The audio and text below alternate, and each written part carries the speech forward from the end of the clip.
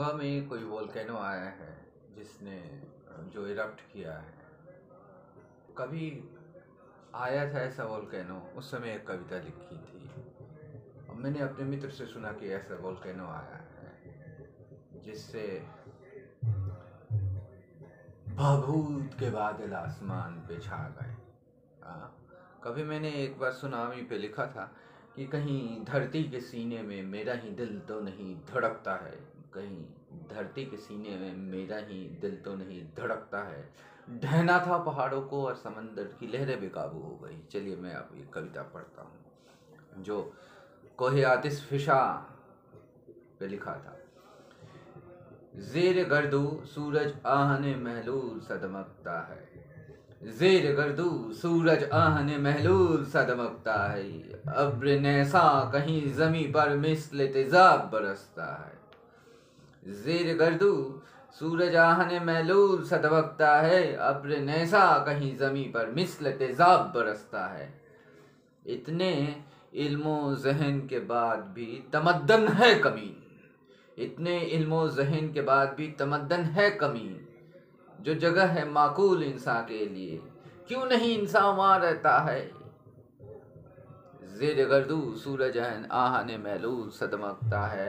अब्र नैसा कहीं ज़मी पर मिस्ल तेज़ाब बरसता है। इतने इल्मो ज़हन के बाद भी तमद्दन है कमी। जो जगह है माकूल इंसान के लिए, वहीं क्यों नहीं इंसान रहता है। ज़मी को टुकड़ों में बांट, ज़मी को टुकड़ों में बांट शिकस्त खुर्दा कर कुदरत को, ज़मी को टुकड़ों में बांट शिकस्त खुर्दा कर कुदरत को। किसी टुकड़े को तेरा किसी टुकड़े को मेरा कहता है। जिसको नसीब है खुशबख्त ज़मी वो नहीं आने देता गैर को। कभी पूछ भी देता है, जैसे अमेरिका से कालों को पूछ दिया गोरों ने। जिसको नसीब है खुशबख्त ज़मी वो नहीं आने देता गैर को, वीजा ही मिलता। जिसको नसीब है खुशबख्त ज़मी वो नहीं आने देता गैर को। छोड़ देता तमद्दन, छोड़ देता तमद्दन जिंदा इंसान को वहाँ भी जहाँ समंदर ज़मी की जानिब लपकता है। जिसको नसीब है खुशबख्त ज़मी वो नहीं आने देता गैर को। छोड़ देता तमद्दन जिंदा इंसान को वहाँ जहाँ समंदर ज़मी की जानिब लपकता है। जलजला यूं आता जोरे रवायत से मेरे वजूद में मेरे जुनून से, जलजला यूं आता जोरे रवायत से, जोरे रवायत से, जलजला यूं आता इस जोरे रवायत से मेरे वजूद में मेरे जुनून से। जो सिफाते खमसाए कुदरत निहा से ज़मी की जानिब आसमां को मीलो लपक समंदर का पानी उछलता है।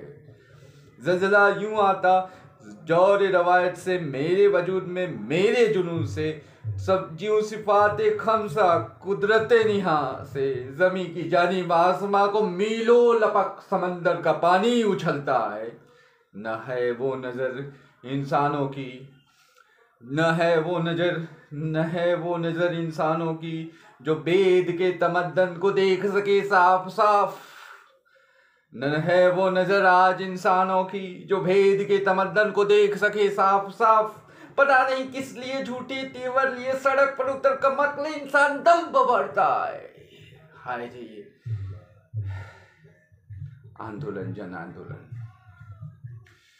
न है वो नजर आज इंसानों की जो भेद के तमद्दन को देख सके साफ साफ। पता नहीं किस लिए झूठे तेवर लिए सड़क पर उतर कमकल इंसान दम भरता है।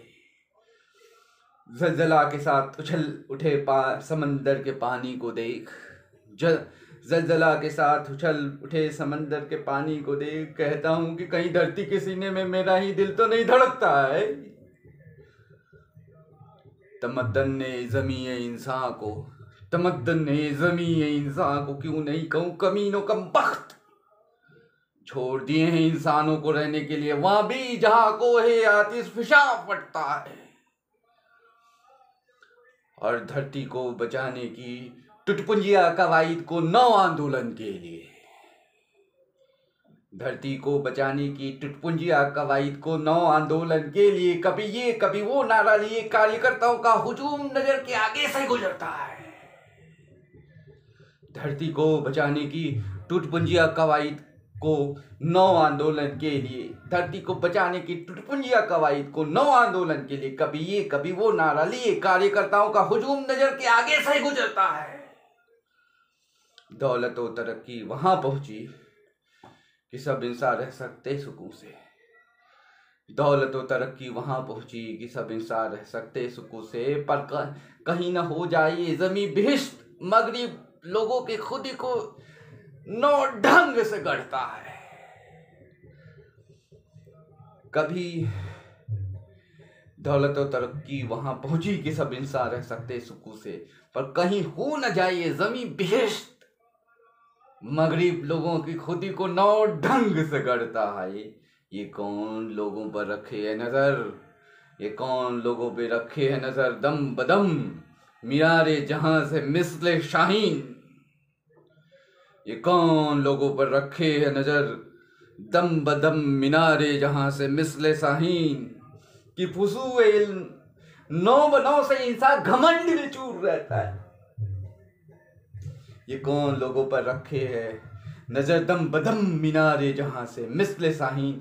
कि फुसूए इल्म नौ बनौ से, कि फुसूए इल्म नौ बनौ से इंसान घमंड में चूर रहता है। खबर नवीसों को चाहिए कुछ नया कुछ नया। फिर पहली लाइन और पढ़ने का मन कर रहा है। ये कौन लोगों पे रखे है नजर दम बदम मीनारे जहां से मिस्ले शाहीन। कि फुसूए इल्म नौ बनौ से इंसान घमंड में चूर रहता है। खबर नवीसों को चाहिए कुछ नया कुछ नया। भले कोई कहीं कोई कहीं किस तरह मरे। खबर नवीसों को चाहिए कुछ नया कुछ नया। भले ही कोई कहीं किस तरह मरे।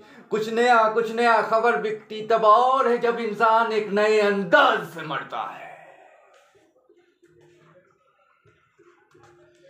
और सरमाएदारी ये तब लिखी थी जब देश में हमारे यहाँ सरदार जी थे प्रधानमंत्री और अमेरिका में कोई और था। सरमाएदारी मुझे क्या समझाएगा कोई सरदार या निग्रो। सरमाया संभलता जब भूखे लोगों से छीन रोटी अनाज से सरतसर समंदर पटता है। और पर्ल हार्बर के बदले के लिए पटके थे जिसने एटमी बम। ये जापान में सुनामी के समय लिखी थी, अब याद आ गई। पर्ल हार्बर के बदले के लिए पटके थे जिसने एटमी बम वो सैन्य सहायता भेजता। पर्ल हार्बर के बदले के लिए पटके थे जिसने एटमी बम वो सैन्य सहायता भेजता। ज्यूं ज्यूं कभी जख्म देने वाला आज जख्म पर मरहम मलता है। कैदे कवानीने सरमाया से बच निकल सकेगी न ये जमीन ये कुदरत। कैदे कवानीने सरमाया से बच निकल सकेगी न ये जमीन ये कुदरत। एक अरसा हुआ कि जब से सरमाया खुदा की दुनिया का गला दबोचे प्रेत सा लगता है। बस एक कुछ कह भी दूं, ये इन लाइनों को आज़ाद गज़ल की तरह देख सकते हैं, लेकिन ये हमेशा याद रखिए कि इसमें जो बहर है कुछ, चूँकि इसमें छंद और बहर नहीं मिलेंगे, क्योंकि मैंने वो जो सिंथेटिक संस्कृत की वर्ण है या सिंथेटिक जो परंपरा रही गज़ल की, और उसमें जो जैसे संश्लिष्टता थी, तो इसमें न बहर है न वैसे वर्णवृत्त हैं। ये तो विश्लिष्ट भाषा हिंदी है जिसमें मैं बोल रहा हूँ। विश्लिष्ट बोली है मेरी भोजपुरी जिसमें मैं बोल रहा हूँ, और जहाँ की केवल मात्रिक छंद ही हो सकते हैं, और मैं इन कविताओं में उन मात्रिक छंदों को तोड़ रहा हूँ।